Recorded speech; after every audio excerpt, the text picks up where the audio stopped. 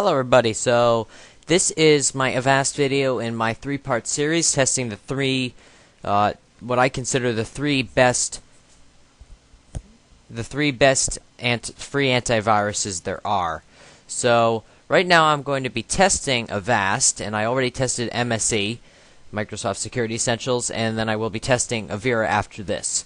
I am going to be testing these against 12 zero-day malware links, and I will be leaving the settings on default.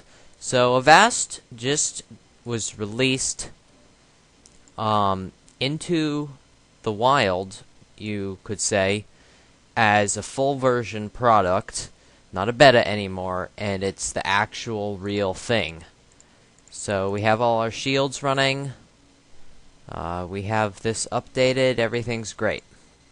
So we're going to go right ahead with this malware here. I'm sorry, I know I had a few bad links from MSE video, and I did not weed those out.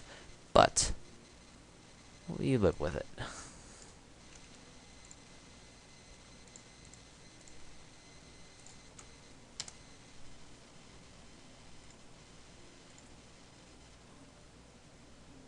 Wow, that was epic.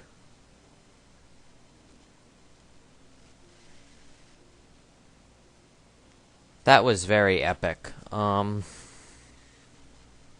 a little embarrassing, huh? But I guess we'll continue on with the links when this boots back up, so I'll be back in a second here. Alright, virtual machines booting back up here.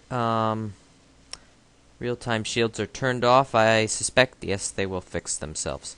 So I'm not going to punch in that link again. That link created problems. Of course, I'm looking forward to testing it against Avira to see what happens. But that was a lovely BSOD. So we'll continue on with... Alright. So I have this little voice in my headset saying, "Threat has been detected," if you like my accent.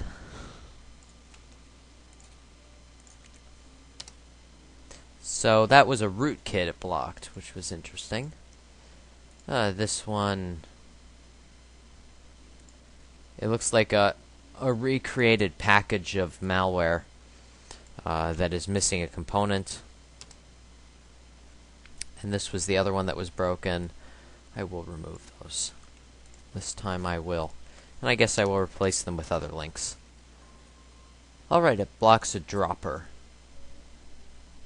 Blocks a dropper here, so that's pretty good. We're so far doing better than Microsoft Security Essentials, I'm afraid.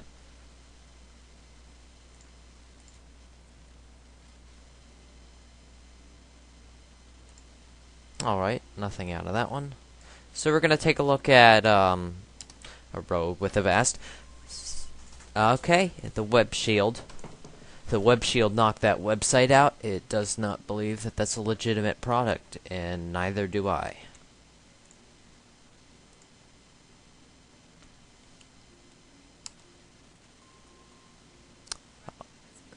Alright, it blocks a Trojan horse, and if we try to run this, nothing happens.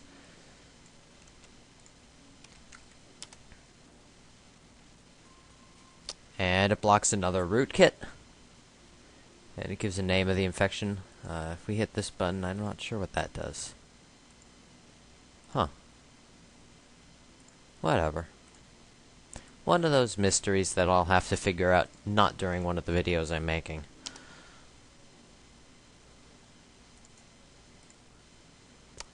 And that one goes right through.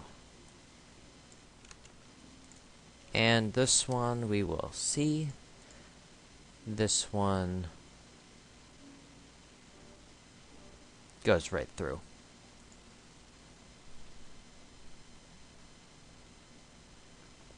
Alright. Maybe it can't run, it's broken. And it blocks a Trojan horse. So there were only very few...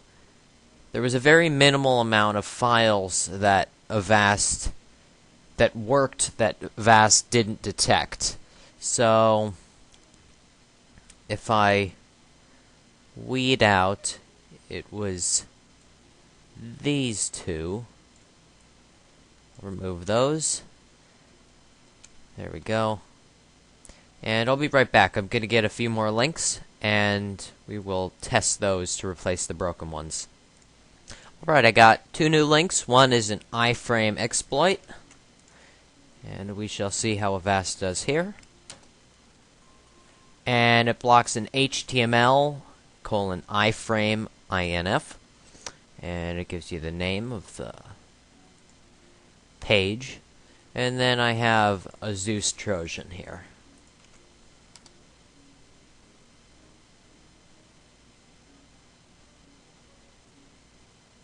That link does not work either.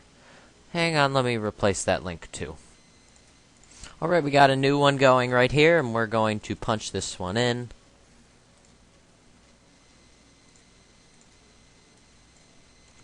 And there we go. Trojan horse blocked. A threat has been detected. Alright, so Avast did quite nicely, and if we look at our well, I guess that's legitimate. That wasn't there before though, so it's a little odd. So it's the only odd one we got running here, the one that created the BSOD, and other than that, Avast did a quite nice job. I have to give them a thumbs up. I'm not sure we ever saw the behavior guard do anything. Web Shield has a little bump in infected files. File system field, nothing. So we have Web Shield, Network Shield, none. Behavior Shield, it didn't really do anything. So yeah, Avast did a pretty good job anyway, though. Better than MSE, and we'll have to see how Avira does in comparison to both of them. So, thanks for watching, everybody. I'll be back in part 3 of this series.